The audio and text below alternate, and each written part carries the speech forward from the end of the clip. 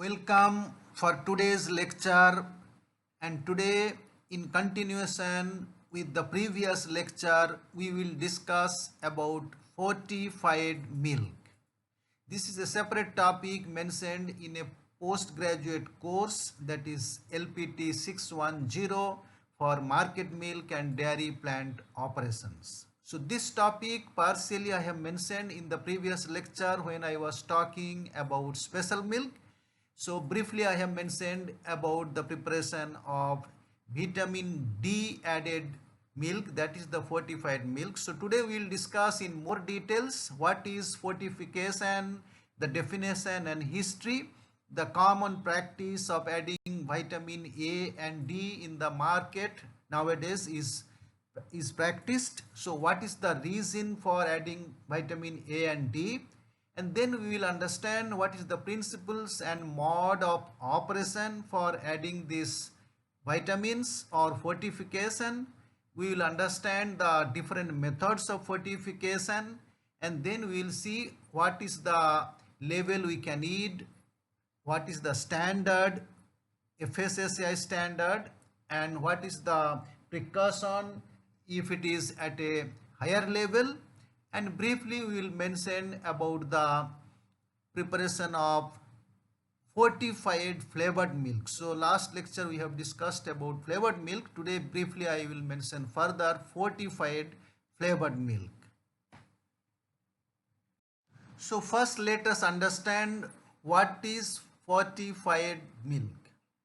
Fortified milk is the milk that contains extra vitamins and minerals that are not naturally found in milk in significant amounts. So some vitamins and minerals which are less in milk, they can be added in milk, then it is called fortified milk. Commonly vitamins A and vitamin D are added to milk. That is becoming a common practice and available in the market. However, milk can be fortified with various other nutrients including zinc, iron. These are very common deficiency in human being, and also sometimes folic acid. Sometimes nowadays omega-3 fatty acid is also added for fortification. So some of these important micronutrients which seems to be commonly deficiency are added through milk, and that becomes enriched and fortified milk. Here once again we will see the definition and history of fortification. The addition of nutrients to foods irrespective of whether or not the nutrients were originally present in the food is fortification. So if it is present or not, we can add some nutrient. That is the definition of fortification. Fortification is a means of improving the nutritional status of a population, and more specifically for a particular subpopulation in a particular region. Foods are fortified by law. That means there must be a legal approval, or preferably it is approved by the food regulatory authorities. So in case of India, it must be approved by Food Safety and Standards Authority of India. The vitamin D fortification of milk and milk products began in the 1930s. That is, in USA, the fortification started in 1930s, very early days. Similarly, the fortification of milk with vitamin A was initiated in 1940s as per the Public Health Service 1940 Act. So this is to understand the definition and history of fortification of. Now we will see some of the vitamin deficiency commonly occurring in the human being and the related disease or conditions, because the addition of vitamin as a fortification is the most common practice, especially vitamin A and D. So in case of vitamin, if there is vitamin A, if there is deficiency, it will lead to poor growth in young, lowered resistance to infections, and night blindness. These are the typical conditions arising due to the vitamin A deficiency. Similarly, vitamin D deficiency in children leading to the poor bone growth and condition called rickets. And in case of adults, it is causing osteomalacia where the bone becomes soft and porous and less density. Commonly, another deficiency is vitamin B1, which is called thiamine, and the deficiency of this causing a disease called beriberi. And the second one, B2, that is called riboflavin, and the deficiency of this vitamin causes sore mouth and tongue in children. So these are commonly deficiency of vitamin and leading to different conditions, based on which only supplementing or fortification in milk concept came. Now we will see for vitamin A deficiency, commonly a vitamin A palmitate is added in the milk, and what is the reason? So first of all, one vitamin A compound called retinyl palmitate, that is commonly added in low fat or fat free milk or milk products to replace the content that is lost through the removal of milk fat. So whenever we go for cream separation, major part of the fat is taken away, through which the vitamin A also goes. So if we make low fat milk or skim milk or fat free milk, that will not have the vitamin E. So to supplement it, this retinyl palmitate, a compound of vitamin A, is added. Now what is this retinyl palmitate?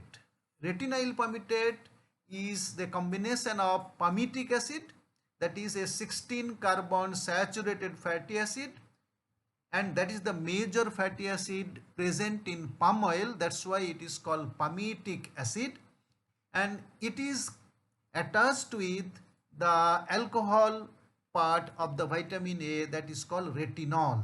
So retinol attached with palmitic acid, then it is called as retinyl palmitate, and that becomes more stable in the milk. So this is the principle or philosophy for adding retinyl palmitate as the vitamin A fortification.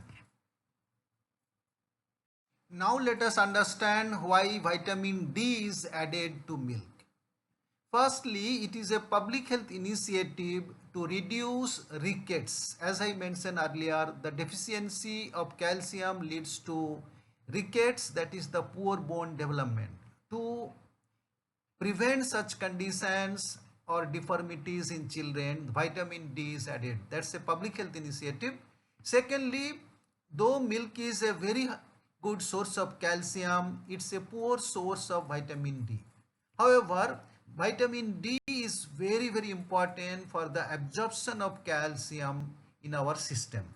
So if we add vitamin D, automatically it will help in absorption of calcium. So vitamin D going along with milk will help better. Secondly, the combination of calcium and vitamin D can prevent the rickets or act as a treatment for rickets in the children, or it can prevent the osteomalacia in older adults, that is the softness of bone or low density of bone mostly happen in older adults. So these two things can be prevented by adding vitamin D when it is going along with calcium through the milk. Interestingly, in a research it has been reported that the children who are given higher amount of vitamin D in early life, the incidence or risk of type 1 diabetes is reduced. So this is another interesting advantage. If the children are given higher amount of vitamin D early life, the occurrence of type 1 diabetes is reduced or risk is reduced. Now we will discuss about the principles of operation or fortification.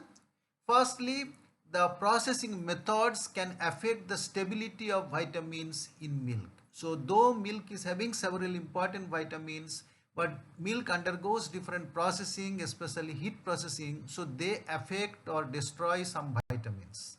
Secondly, the physical and chemical factors may negatively affect vitamins. as they are sensitive to heat, light, oxidizing and reducing agents. So not only heat, the oxidizing agents, reducing agents, light also can affect the vitamins or destroy them. Thirdly, nutrients present in or added to milk, though fairly stable, are they are mostly heat labile, that is getting destroyed with heat labile and susceptible to denaturation due to heat. Those nutrients or vitamins which are proteinaceous in nature, they get denatured during the processing. Finally, the nutrients lost during processing and storage can be replaced through fortification. So the processing is unavoidable and it can damage some of the vitamins or reduce their concentration. So that can be replaced by the process of fortification. That is the principle of fortification. In continuation, now we will discuss about mode of fortification. Keeping in view that some vitamins will get damaged due to processing, this plan is done particularly for vitamin A and D3 for fortification. The vitamin A palmitate and vitamin D3 are used. They are the most active and absorbable forms of these nutrients. For A and D, these two are the most active and absorbable forms. Secondly, as they are heat resistant, these compounds can be added to milk before pasteurization and homogenization. So these compounds are heat resistant, so there will be a heat treatment during pasteurization, so many vitamins get destroyed, but these compounds are heat resistant, so they can be added before pasteurization or homogenization. However, most of the B vitamins, they are easily affected by heat or destroyed by heat, or they are heat labile. So they must be added after the pasteurization. Then only it will be more suitable and their availability. Finally, the use of stabilized encapsulated forms of vitamins has greatly improved the resistance of vitamins to severe processing and storage conditions. So in the modern development, there is encapsulation of the micronutrients, either vitamins and minerals, or even it is called nano encapsulation. So that gives the protection and the vitamins or the nutrient will not be affected by any severe processing and storage. So that's a modern advantage. Here we will see the basic flow of operation, the thumb rule of operation, that is almost similar for all milk processing. Later we are going to see some more details about the processing and methods for fortification. So here we can see lactovit, that is the vitamins to be added for milk. First it will be mixed with a small aliquot of milk. Some amount of milk is taken and in that the actual required calculated amount of vitamin is mixed thoroughly. Then it undergoes homogenization and it is mixed with the bulk milk tank. So how much milk is there in the bulk milk tank? Accordingly the amount of vitamin required is calculated and mixed. Then it will be thoroughly mixed by stirring in the bulk milk tank. Then it will undergo again second pasteurization and then homogenization. So if we go for pasteurized milk sale, then it is enough up to this and go for packaging. But sometime if we want UST treatment, then again it will undergo UST treatment, then homogenization and cooling, and then there will be packaging of fortified milk.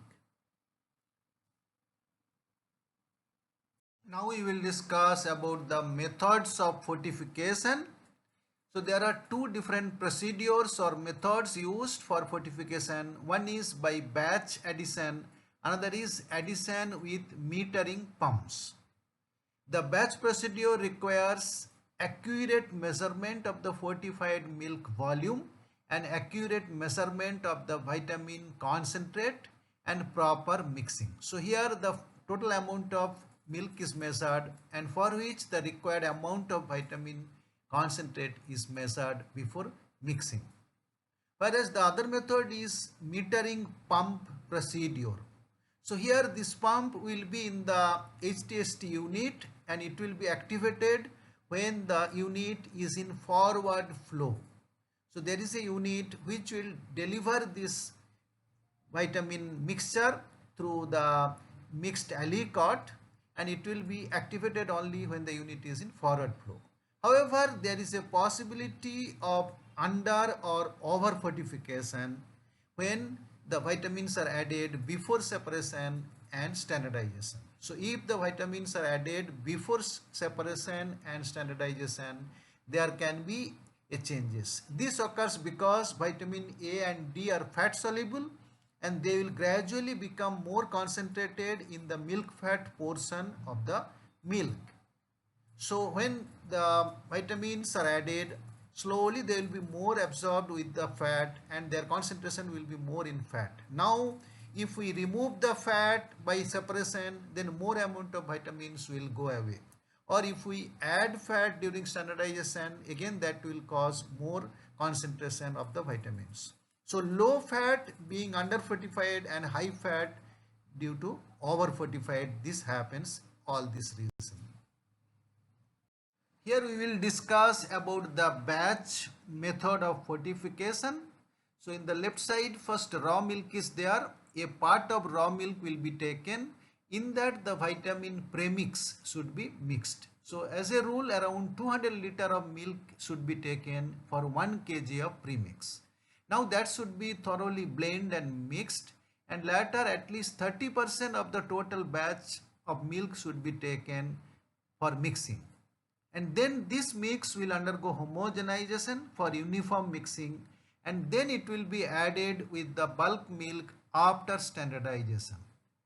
So this standardized milk will undergo pasteurization. So here in the batch method, a portion of milk is taken, mixed with the vitamin premix, homogenized, then it undergoes with the bulk milk and standardized.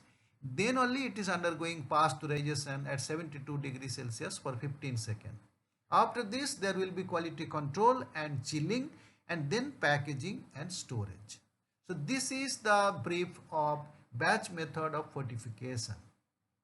Here we will discuss about the continuous method of fortification, or also called as metering pump, through which it is dispensed directly to the milk when it is going for homogenization and pasteurization. So here the first premix is taken and it is kept in the metering pump that will inject as per the flow before standardization.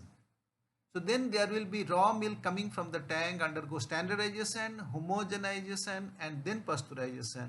After that there will be quality control, chilling, packaging and storage. So this continues in the flow, not as a batch. Continuously the metering pump will give the amount required for the flow of operation in the process of pasteurization. Here is another method for fortification of milk for the water soluble or dispersible constituents. So earlier method for vitamin A and D, they are mostly fat soluble, so they are taken as oil blend.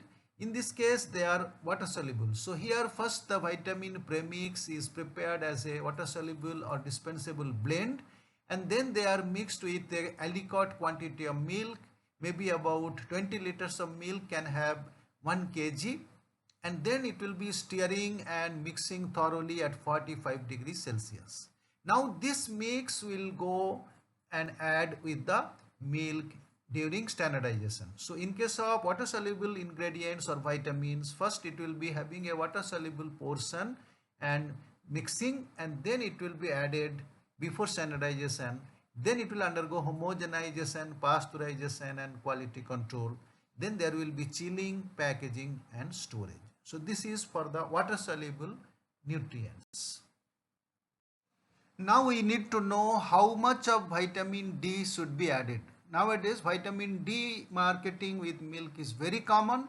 So there is a FDA approval for manufacturing the vitamin D3 added or fortified milk.